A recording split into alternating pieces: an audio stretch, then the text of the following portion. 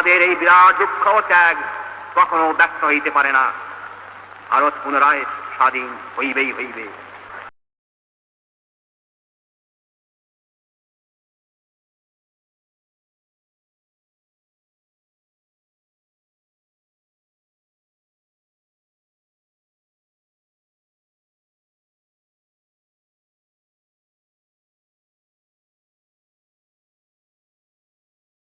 কোন গার্জিয়ান না চাই বলেন? কোন বাবা মা চায় না তার ছেলে মেয়ে বড় হোক? আমি তো চাই আমার মেয়ে বড় হয়ে মাদার টেরিজা বড় প্রতিভা পাটিল হোক, ঠিক না? ছেলে বড় হয়ে আব্দুল কালাম আজাদ বা রবীন্দ্রনাথ ঠাকুর, ঠিক না? চাই কিন্তু আশা তো আছে। মেয়ে তো বলে পড়বো, কি বলে কি মা আমি যতদূর পাই অতদূরই পড়বো। এখন আশা তো আছে, বাচ্চা এখন যতদূর পড়তে চায় আর কি। ওর বাবা বলে যে যত অবধি পড়তে চায় অত অবধি পড়াবো। কলেজে যাইতে বললে কলেজেই যাবে, পাঠাবো। এখন আমাদের ইচ্ছে আমি আমার ছেলেকে স্কুলে মাস্টার আমার ছেলে যদি বলে না মা আমি এটা করবো, তাহলে তো আমার সেটাই করতে হবে না। এখন আমাদের ইচ্ছে তো এখন তো আশা আছে। অনেকে চায়, অনেকে বলে যে ডাক্তার হোক, ইঞ্জিনিয়ার হোক, কিন্তু আমার মনে হয় ডাক্তার ইঞ্জিনিয়ার থেকে সবচেয়ে আমার মনে হয় শিক্ষকতা বড়। যদি কেউ বলে যে আমার ছেলে মেয়ে প্রফেসরই করুক, আমি সেটাকে বড় মনে করব। পড়াশোনাটা করুক, যে কোনো একটা সরকারি কাজ সংস্থাতে পাক। আর আমাদের মনে করো আমাদের গার্জিয়ান হচ্ছে উনি তো মনে করো দিন মজুরির মতনই ধরো রেগুলার যাইতে লাগে, না গেলে তো হয় না। তার ছেলে যদি মনে করো সরকারি যে কোনো একটা কাজকর্ম পায়, ও তো বলে আমি কিসের চাকরি করবো বড় হয়ে পরে এখন কি হয়, এখন গরিব মানুষ, এখন খরচা চালাইতে পারি না পারি, এখন তো মনে করি ইচ্ছা আছে। আমাদের তো ইচ্ছা আমি যে মেয়ে বড় লেখাপড়া শিখুক বা সেটা কত দূর, সেটা এখন অবশ্যই ওনার ইচ্ছা, করতে পারি আমি, আমারও ইচ্ছা। এখন আর্থিক অবস্থা দেখতে লাগবে সেদিকে পড়াশোনা করে তো আছে, ডাক্তার হওয়ার পায় চাকরি বাকরি করে সবাই একটা আশা করে আর কি। চেষ্টা আছি, পড়াশোনা করাচ্ছি, করাবো যতদূর পারি। এই তো কষ্ট একটু হবে, কিন্তু করাইতে তো হবে। আমি বেশি দূর পড়াশোনা করতে পারিনি, 6 অবধি বসছি। এখন ও যদি বলে যে না আমি পড়বো, তাহলে তো কষ্ট করে হলেও পড়াইতে হবে। এখন ও যতদিন না বাদ দেয় ততদিন পড়াইতে হবে। পেটে খিদে লাগলে তো মুক্তির মন্দির সকাল তালে কত প্রাণ হলো বলিদান, লেখা আছে অস্তু জলে। মুক্তির মন্দির সকাল তালে কত প্রাণ হলো বলিদান, লেখা আছে অস্তু জলে। রবীন্দ্রনাথ ঠাকুর মেঘের করে রোদ এসেছে, বাদল গেছে টুটে, আজ আমাদের ছুটি কি করে আজ ভেবে না পাই, কোন মারে যে টুটে বেড়াই জল ছেলের জুটি।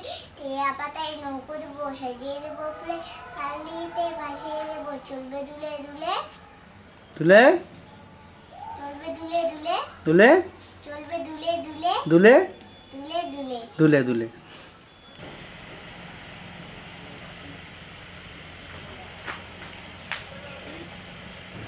কি হবি বড় হয়ে, ইচ্ছে আছে?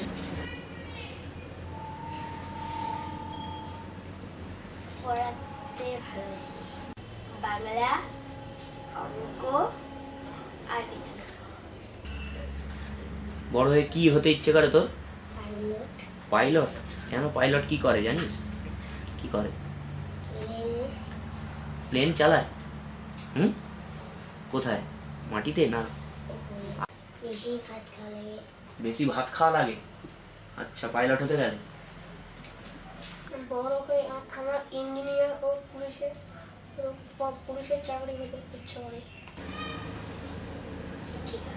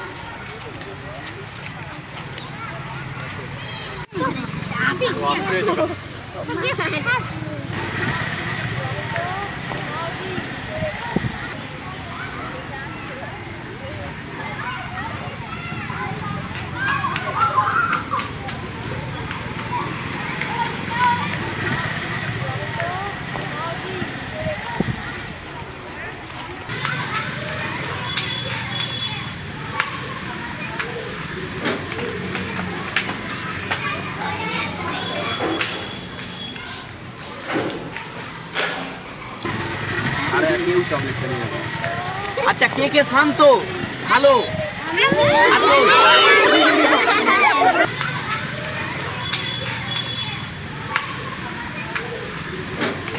কি খেয়ে আসিস রোজ?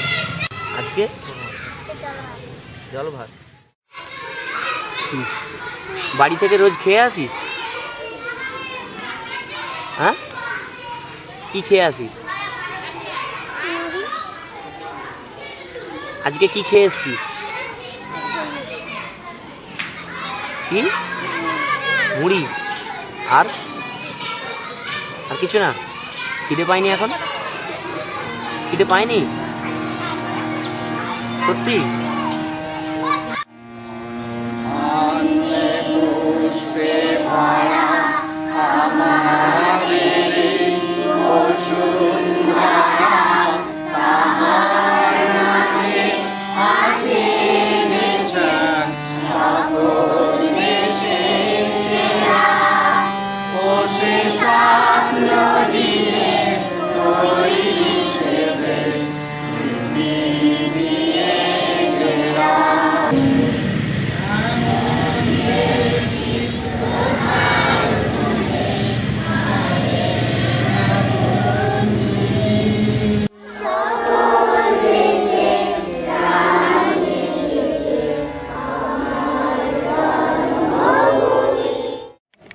মিড ডে মিল প্রকল্প আজ থেকে 10 বছর আগে অন্য একটা রূপ নিয়ে ভারতবর্ষে চালু হয়েছিল, কিন্তু 2003 সালে সুপ্রিম কোর্টের একটা অর্ডারের ভিত্তিতে এটা সমস্ত স্কুলে ম্যান্ডেটরি করা হয়েছে।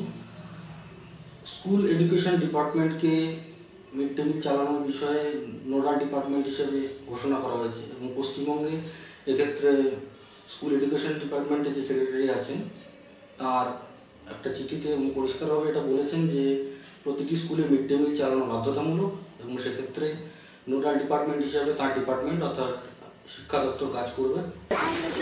লাইন ভাঙবে না, যাও ওয়ানের মেয়েরা যাও।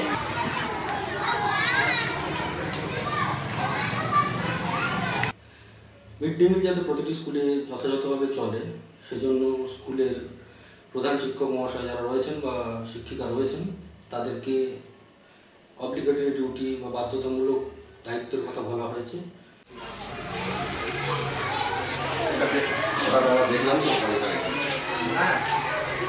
আমি ঢুকেই দেখেছিলাম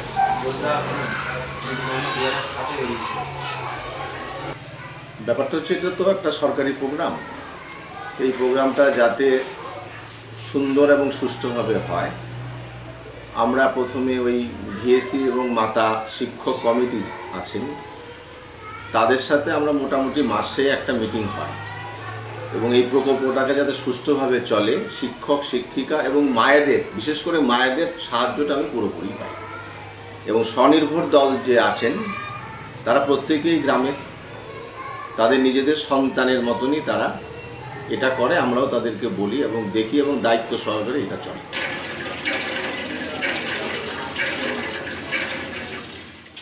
মিড ডে মিলের যে একটা কম্পোনেন্ট মানে এক্সপেন্ডিচারের যে একটা কম্পোনেন্ট তাতে একটা অংশ হচ্ছে এমএমই কস্ট বা মেনটেন্যান্স এক্সপেন্ডিচার। তো এই মেনটেন্যান্স এক্সপেন্ডিচার বাবদ আমাদের রাজ্যে 2011 বড় আর্থিক বছরে আমরা পেয়েছি প্রায় 19 থেকে 20 কোটি টাকা। এই টাকাটা শুধুমাত্র আমাদের মিড ডে মিলের প্রকল্পটা যাতে যথাযথভাবে রূপায়ণ হয়, যথাযথভাবে চলে সেটা সুপারভিশন করার জন্য আমাদের এই টাকাটা দেওয়া হয়। এর বাইরে যে একটা বৃহৎ অংশ রয়েছে চাল তথা জ্বালানি তথা আনাজ সবজি ডিম যাই খাওয়ানো হোক না কেন তার সেই বাবদ একটা বিপুল পরিমাণ টাকা যদি আমাদের ব্লকের কথাই আমরা ধরি সেক্ষেত্রে এই খরচের পরিমাণ সারা বছরে প্রায় 3 থেকে 4 কোটি টাকা।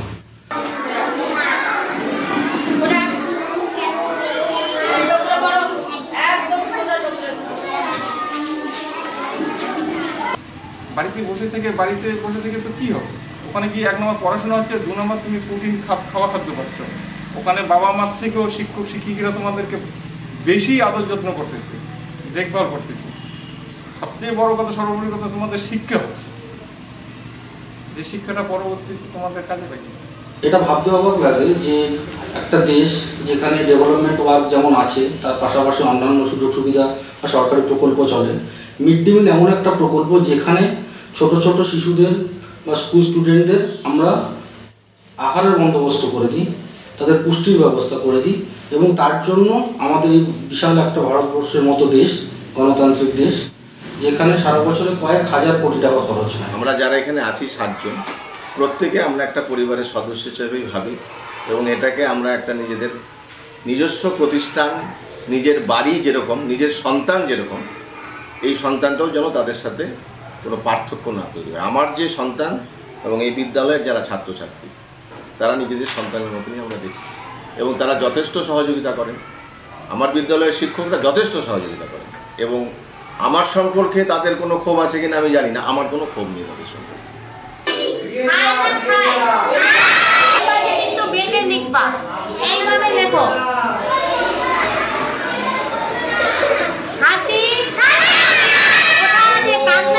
প্রত্যেকের বাড়ির পরিবেশ নিশ্চয়ই আলাদা, স্কুলের পরিবেশ আলাদা। বাড়িতে আমরা যেমন নিজেদের ছেলেমেয়েদের খাওয়াই, ওনাদেরও সন্তান আছে বাড়িতে, এরাও যেমন ছেলে মেয়ে, আমাদের যেমন বাড়িতে সন্তান আছে, এরাও নিজেদের মতো তা যথেষ্ট যতটা সম্ভব আন্তরিকতার সঙ্গে করা হয় আর কি। তারপরে যদি কিছু ভুল ত্রুটি হয় সেটা আলাদা ব্যাপার, চেষ্টা করা হয়।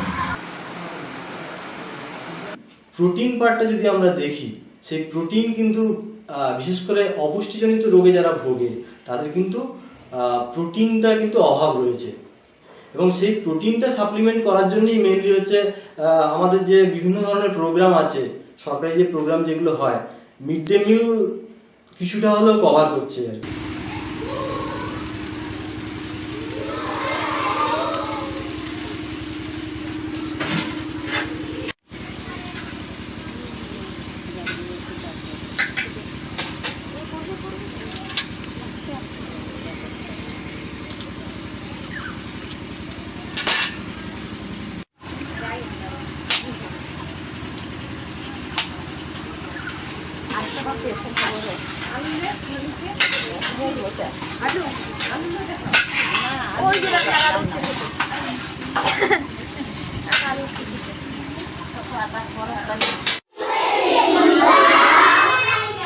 যাই হোক গে, কাল যে তোমাকে শিখিয়েছিল মনে আছে তো? যখন মিড ডে মিল ছিল না তখন স্টুডেন্টরা আমরা খুব জিজ্ঞেস করছি, কারণ আমরা রুরাল একটা জায়গায় আমাদের স্কুলটা, অনেক বাচ্চা কাচ্চা খেয়ে আসতে পারে না, মা চলে যাচ্ছে, এখানে ওই পাতি মিলে কাজ করছে, কেউ বা ধান মিলে কাজ করছে, ছেলেটা একা একাই। আমরা জিজ্ঞেস করছি কিরে কী খেয়ে আসছিস? বলে স্যার মুড়ি খেয়ে আসছি, কেউ বলছে হয়তো জল ভাত খেয়ে আসছি। এরকম অবস্থার মধ্যে ঠিক টিফিনের পরে আমরা আগের কথা বলছি, তাতে করে ধরুন শেষের দিকে সেই মনোসংযোগটা আমরা পেতাম না। শুধু স্টুডেন্টদের একটা ছিল যে স্যার ছুটি, স্যার কখন যাব, স্যার ছুটি দেন, এরকম একটা ছিল।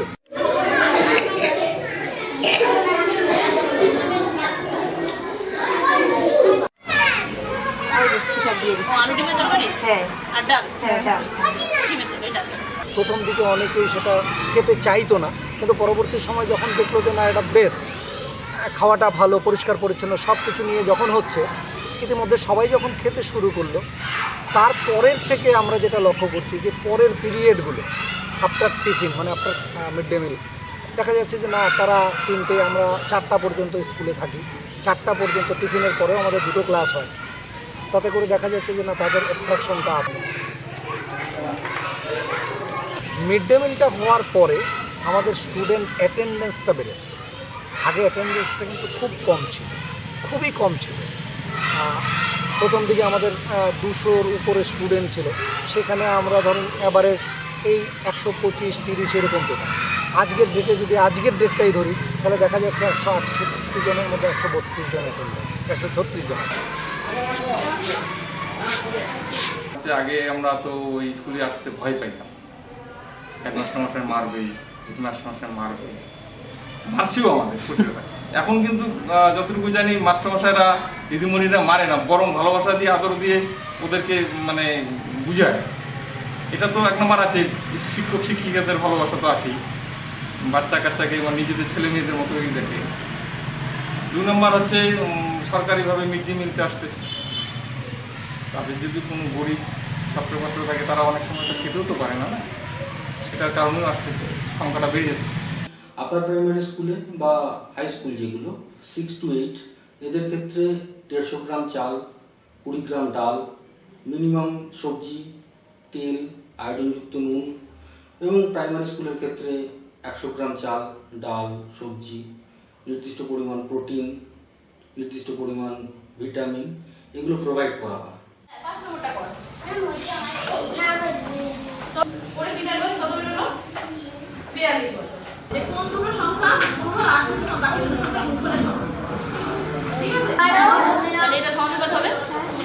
যে একটা স্বাস্থ্যসম্মত খাবার প্রতিদিন একটা দ্বিপ্রাহরিক ভোজন হিসাবে দেওয়া হয়, এটাতে করে কিন্তু নিউট্রিশন ভ্যালু বা পুষ্টি যে ব্যাপারটা দরকার ছাত্রছাত্রীদের মধ্যে, সেটা যথেষ্ট ভালোভাবে দেওয়া যায়। পশ্চিমবঙ্গ তথা ভারতবর্ষ আমরা হচ্ছি থার্ড ওয়ার্ল্ড কান্ট্রির দেশ, আমরা এখনো পর্যন্ত ডেভেলপিং কান্ট্রি। তো এখানে অপুষ্টিজনিত রোগে বহু শিশুই ভোগে। তো শিশুর ক্ষেত্রে পুষ্টিটা খুব বেশি জরুরি।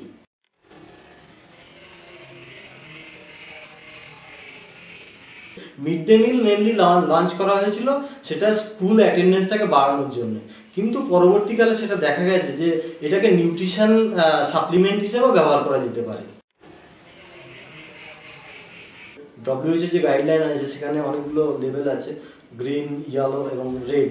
রেড লেভেলে যারা আছে তাদের যদি আমরা একটা করে ডিম দিই আর কি,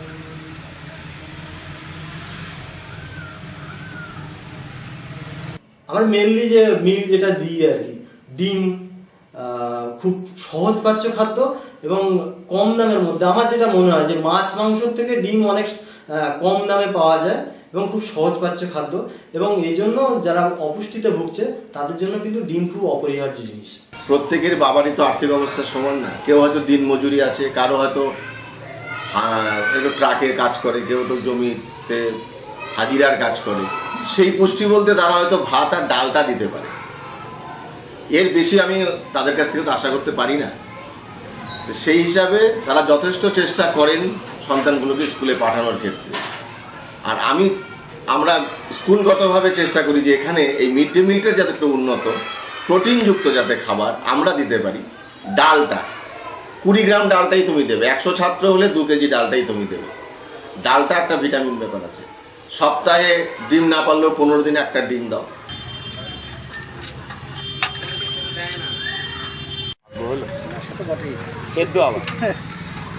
এদিকে অল্প করে ছুলবো আর ওদিকে অল্প করে ভাজবো।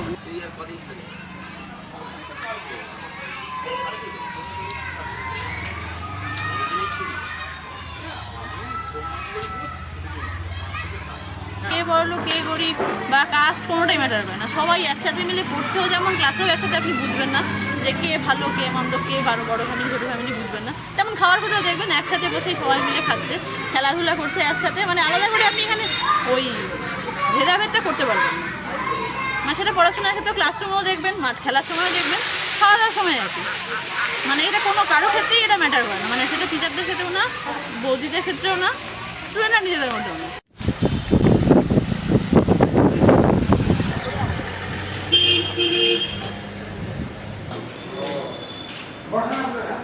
দূর দূরান্ত থেকে ছেলেমেয়েরা আসছেন, বিদ্যালয়ে যাচ্ছে, সেখানে তারা খাবার খাচ্ছে, দুপুরের খাবার। বিদ্যালয়ের পঠন পাঠনের সঙ্গে তারা অংশগ্রহণ করছে এবং যথারীতি ফিরছে, এটা আর চলছে। এর সঙ্গে সঙ্গে একটা ইন্টিগ্রিটি ডেভেলপ করেছে, মানে একটা ঐক্য, মানে অখণ্ডতা। বিভিন্ন প্রান্ত থেকে বিভিন্ন রেসের কাস্ট বর্ণের যে ছেলেমেয়েরা আসছে তারা পারস্পরিক একসঙ্গে বসছে, রান্না হচ্ছে, খাচ্ছে। এটা অভূতপূর্ব সাড়া এবং তাদের মধ্যে এই ঐক্যটা আরও সুদৃঢ়ভাবে সৃষ্টি হচ্ছে।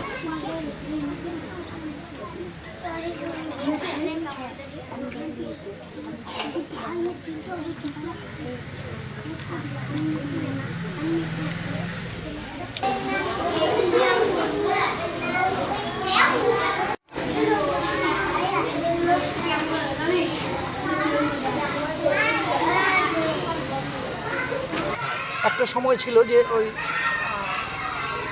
ও মুসলমান বা হিন্দু এরকম ট্রাইবেল ওর সঙ্গে বসে খাওয়া যাবে না, এরকম একটা ব্যাপার ছিল। কিন্তু মিড ডে মিলটা যখন হলো, একে খাচ্ছে, পাশাপাশি বসছে, প্লাস গার্জিয়ানরাও যখন দেখছে যে না খাবারটাও ভালো হচ্ছে এবং টাইমলি টাইম সে খাওয়াটা পাচ্ছে, যে কারণে ওই ভেদাভেদগুলো কেমন যেন আস্তে আস্তে আজকের ডেটে আমরা চোখেই পড়ছে না।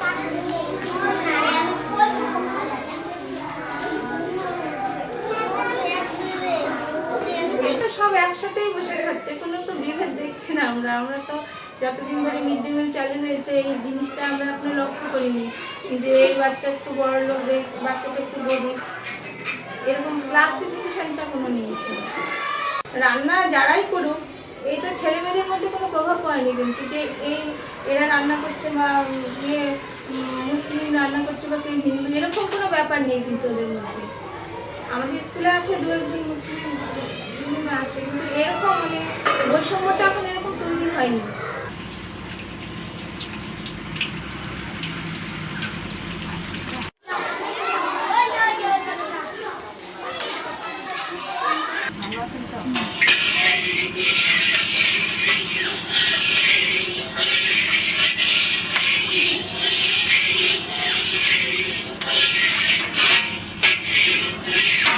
টিফিন হয়, ভাত যেহেতু হয়, সবজি থাকে, ডাল থাকে, তার মধ্যে বাচ্চাদের শরীরের পক্ষে খুব উপকার।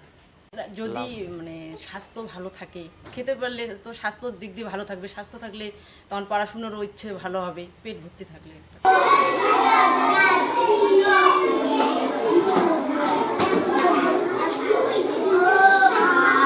এটা আমার খুব ভালো লাগে, কেন খুব ভালো লাগে। এই যে ক্লাস যখন তো আমাদের নিজের ছেলে মেয়ে মনে করেই তো পড়াশোনা করতে শিখাচ্ছি, বাইরের তো ওরা কিছু ভাবি না। যখন স্কুল আসে তখন আমাদেরই সন্তান লেখাপড়া শিখেছি। তারপরে যে টিফিন করে খাওয়া দাওয়া, দাঁড়িয়ে থেকে খাওয়া দাওয়া, খাওয়া দাওয়া।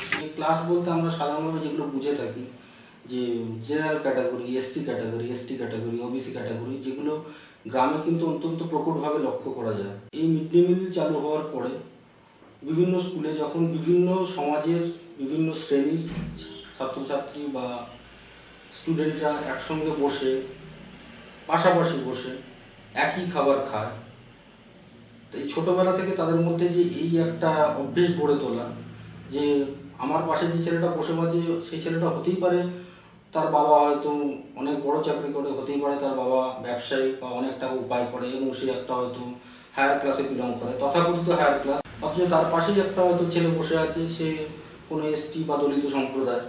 আমাদের যেমন আমাদের নিজের বাচ্চা, ওরাও সেরকম আমাদের বাচ্চা, আমরা সেইভাবে যত্ন করি, সেভাবেই খাওয়া। সব ধরনের আছে, মুসলমান আছে, হয়তো কোনো বাচ্চা দেখা গেল হাত ধুইতে পারে না, থালাটা ধুতে পারে না, আমরা থালাও নিয়ে দিই, আবার হাত ধুয়ে দিই, কোনো সময় ভাতটা মেখেও দিই, হয়তো মেখতে পারে না, গরম লাগে, ওরা ছোট বাচ্চা। ছাত্রছাত্রীরা ওইখানে বসে একসঙ্গে খায়, সেখানে স্বয়ম্বর গোষ্ঠী রান্না করে খাবার দিচ্ছে বা হেডমাস্টার মশাই বা অন্যান্য শিক্ষকরা সেখানে হেল্প করছে। এই চিত্রটা সত্যি বোধহয় আমাদের চোখ খুলে দেয় যে সমাজের যাই কিছু তকমা থাক না কেন, যাই কিছু ভেদাভেদ থাক না কেন, একটা এরকম প্রকল্পের মধ্যে দিয়ে খুব আস্তে আস্তে করে মানুষের মধ্যে এই ভেদাভেদটা কিন্তু দূর হতে যাচ্ছে। তাদের মধ্যে কিন্তু এই চিন্তা ভাবনাগুলো সাধারণভাবে থাকেই না। তারা স্কুলে আসে, পড়াশোনা করে, তারা খেলাধুলা করে এবং একটা টাইমে তারা একসঙ্গে পাশাপাশি বসে গল্প করতে করতে খাওয়া দাওয়া করে। এটা এই যে সামাজিক ভেদাভেদ দূর করার ক্ষেত্রে একটা অসাধারণ একটা প্রয়াস বলা যেতে পারে। খাবি কি খাবি জানিস আজকে? আর ভাই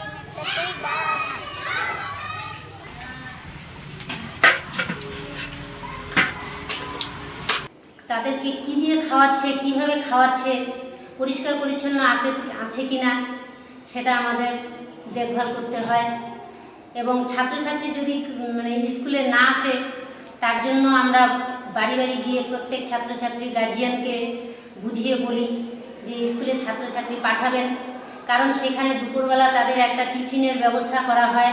সেই টিফিন খেয়ে তারা খুব সুস্থই থাকেন।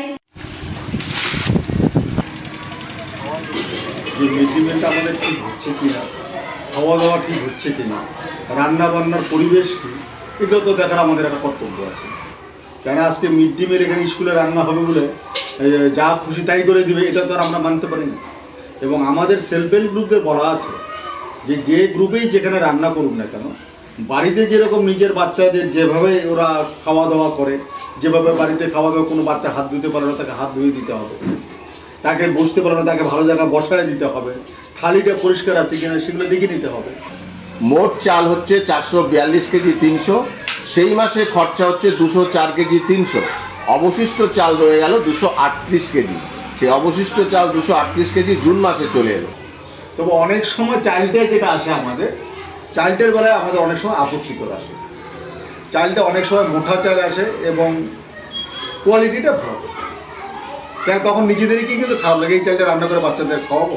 এই জায়গাটা আমাদের একটা প্রবলেম, যে চাল এই আলোটা আসছে, আমরা যারা এই আলোটা আমরা চাল নেবো না, ডিলারদের সঙ্গে তর্ক বিতর্ক হয়। অনেক সময় আমরা চাল ডিলারদের ফিরেও দিই যে চাল আমাদের পরিবর্তন করে দিতে, আমরা এই চাল নেবো না। মাঝে মাঝে এই মিড ডে মিলের চালের কোয়ালিটি নিয়েও অনেক প্রশ্ন উঠে থাকে। সেক্ষেত্রে আপনারা দেখে থাকেন বা সংবাদপত্রের মাধ্যমে দেখতে পারেন যে এই সময় চালটা খাওয়া যাচ্ছে না। স্বাভাবিকভাবে তখন আমরা আবার পরিদর্শন করে চালটা যদি সত্যিই ব্যবহারযোগ্য না হয় সেটা পাল্টিয়ে দেওয়া হয়। এটা হয় কেন, এফসিআই গোডাউন থেকে যে চালটা ডিস্ট্রিবিউটররা নিয়ে আসে সে চাল অনেক দিন থাকে, তারপর সেখানে পৌঁছে দেওয়া হয়। স্বাভাবিকভাবে বাজার থেকে আমরা যে চালটা পাই তার থেকে সেই চালটা অনেক দিনের ওখানে সংরক্ষণ করা থাকে, কিন্তু সেই মুহূর্তে আমরা কোয়ালিটি ইন্সপেক্টরকে দিয়ে টেস্ট করিয়ে নিই। এমন কোনো রিপোর্ট আমাদের আলিপুরদুয়ার মহকুমায় আসেনি যে সেই চাল ফুটিয়ে খাওয়ার ফলে কোনো দুরারোগ্য ব্যাধি হয়েছে।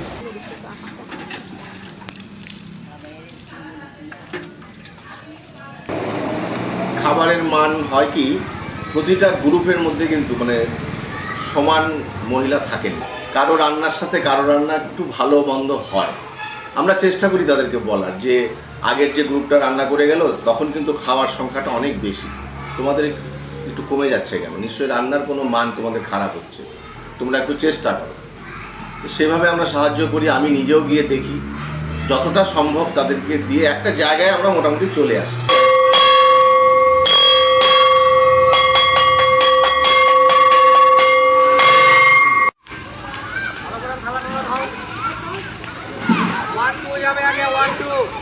ভাতটা সুসিদ্ধ করে খেতে হবে, পরিষ্কার বাসনপত্র ব্যবহার করতে হবে, জলটা যাতে পলিউটেড না হয়, বাচ্চারা যখন খাবে তখন তাদের হাতগুলোকে পরিষ্কার রাখতে হবে। এটা দিদিমণি এবং মাস্টারমশাই যারা থাকেন তাদেরকে বারবার বলা হয়, এদিকে কিন্তু আমরা বিশেষ দৃষ্টি রাখি।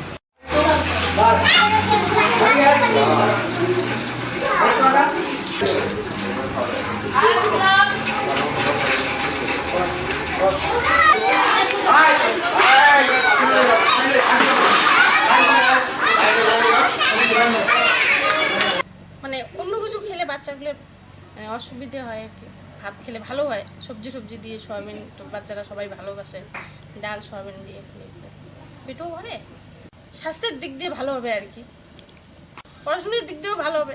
যারা বাড়িতে মানে খাইতে পারে না, স্কুলে গিয়ে একটু খায় পেট ভরে।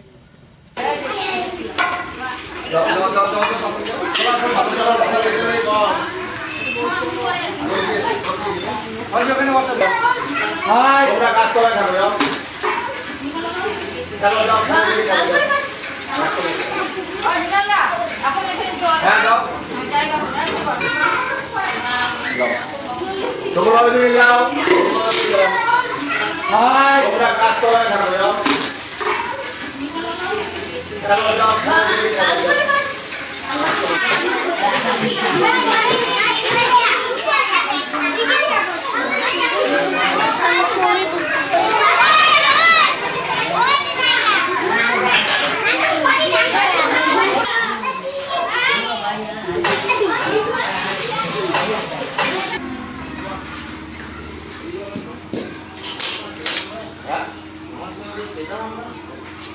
না আবার খাওয়া দাওয়া করে যায়, না খাই আবার যাবে না, খাই যাবে পেট বোঝা, আবার কোনোদিন বাইরে গিয়ে খাবে না। আবার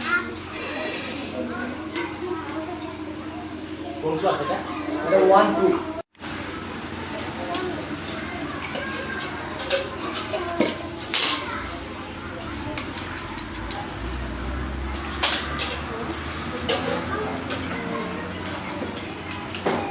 না, এখানকার রান্নাগুলো ভালো হয় বলে বাড়িতে। বাড়ির থেকেও ভালো হয় বলে? হ্যাঁ, এখানে বলে ভালো হয়, এখানে ভালো পরিষ্কার। স্কুলের খাবার ভালো না বাড়ির?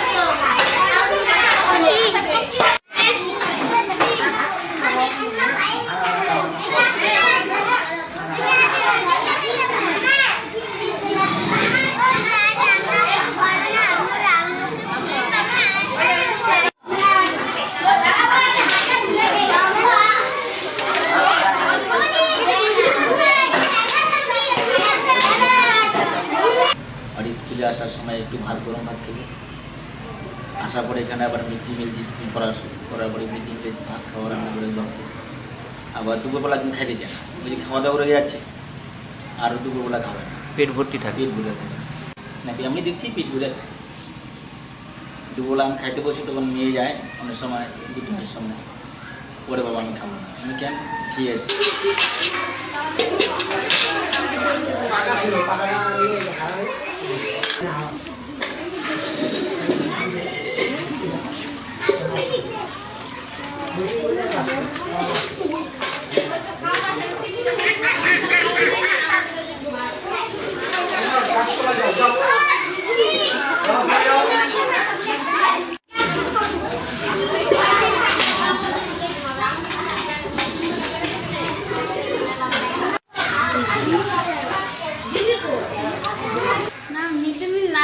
পাঠাইতে লাগতো কেন বলো তো, এখন তো পড়াশোনা ছাড়া কিছুই হয় না, যে কোনো কাজ ক্ষেত্রে গেলেই পড়াশোনাটা লাগে।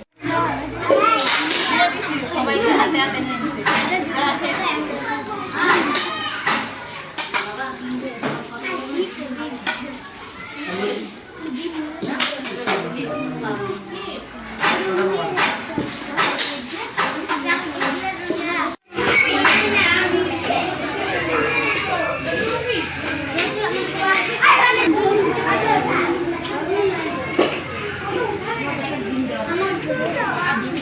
সকালবেলা যদি আমরা লাইট ফুটিংও দিই তাহলে এখানে এসে শিখিয়ে যাচ্ছে, খাওয়াটা পেয়ে যাচ্ছে। তারপরে দুপুরে গিয়ে যদি কোনো এমনও বাড়ি আছে দুপুরে হয়তো সমস্যা হচ্ছে, এটা খাওয়া থাকলে তার সেই সমস্যাটা হচ্ছে না।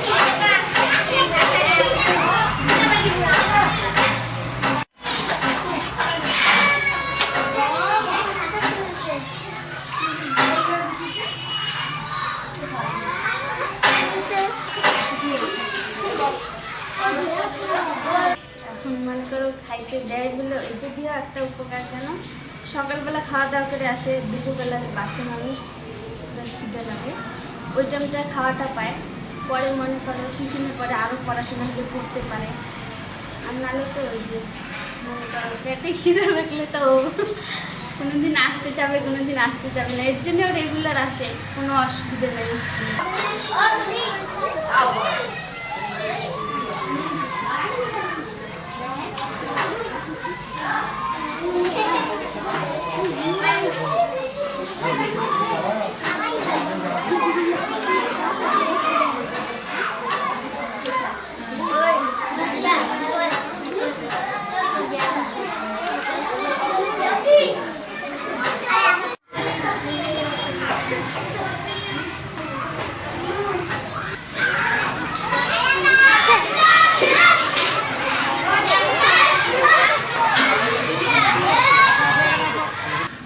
মাঝে মাঝে দোকান আছে তো আমার, আমি আসি, কারণ আমার বাচ্চাটা খাবে তো আমাকে তো দেখতে হবে।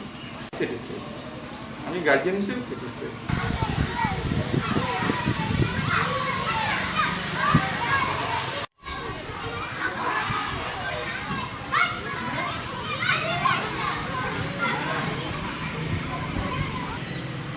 এখন তো আগের মতো নাই কষ্ট, আগে খুব কষ্ট হইতো, বাচ্চাদের পেট ভরে খাইতে দেওয়া যেত না, এখন তো নাই কষ্ট।